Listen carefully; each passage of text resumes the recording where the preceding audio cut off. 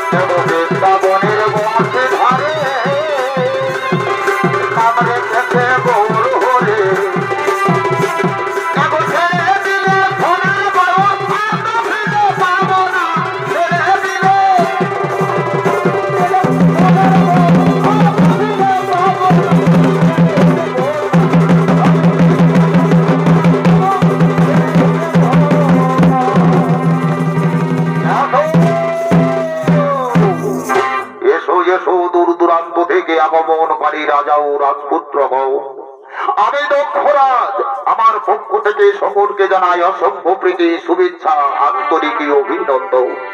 আমার কন্যা সতীর স্বয়ংবর সভার করেছি আয়োজন, তাই এই সভায় আমার মেয়ে যাকে পছন্দ করে বরমালা করিবে অর্পণ, তাকে আমি জামাই হিসেবে করিব গ্রহণ। এখন এখন সকলেই নিজ নিজ আসন করহ গ্রহণ। এক্ষুনি আমার কন্যা সতী ফুলমালা নিয়ে এই স্বয়ংবর সভায় আগমন করবে।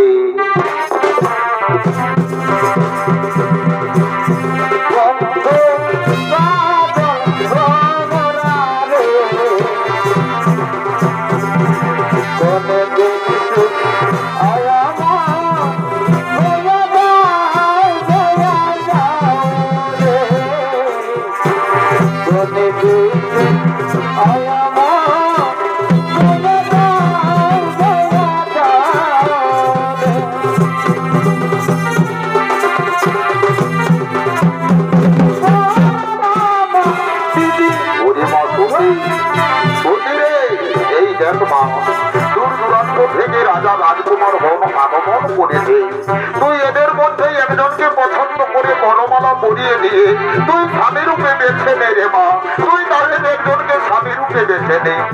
ঠিক আছে বাবা, তোমার কথা মতো আমি তাই করবো বাবা, তোমার কথা মতো আমি তাই করবো।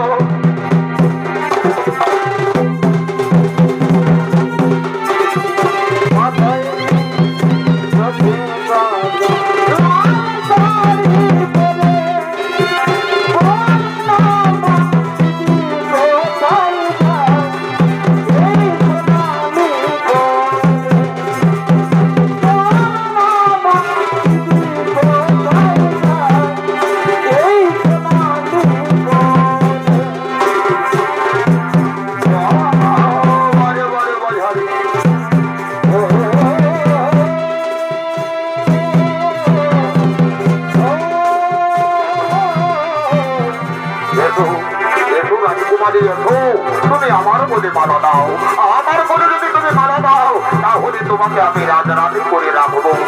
না না কুমার না, আমি তোমার বলে মালা দিতে পারবো না কুমার, আমি তোমার বলে মালা দিতে পারবো না।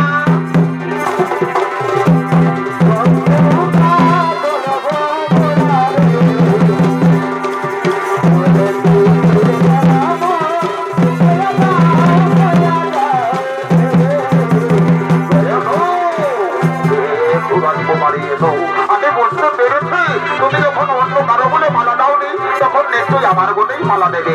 এতো রাজকুমারী, তুমি যদি আমার বলে মালা দাও, তোমাকে আমি রাজরানী করে রাখবো, তোমাকে কোনো কষ্ট ভোগ করতে হবে না। না কুমার না, আমি যে তোমার বলেও মালা দিতে পারবো না কুমার, তুমি আমাকে ক্ষমা করে দিও, আমি তোমার বলে মালা দিতে পারবো না।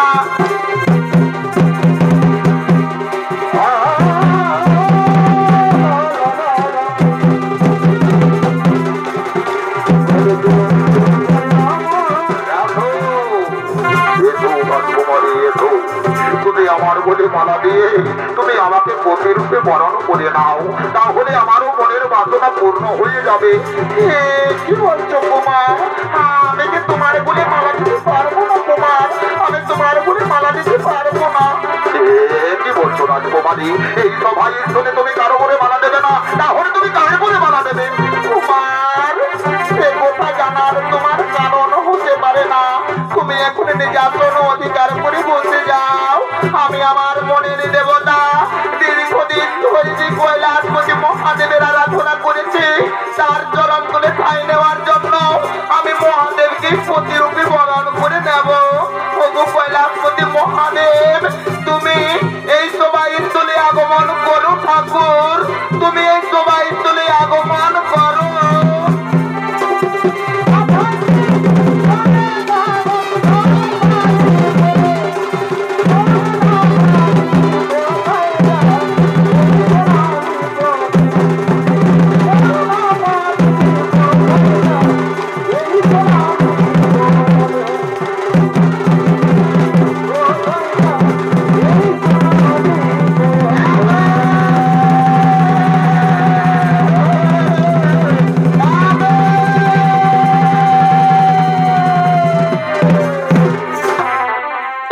মহারাজা দক্ষ শেষ পর্যন্ত আপনার কন্যা ওই ভিখারি শিবের বলেই মালা দিয়েছে।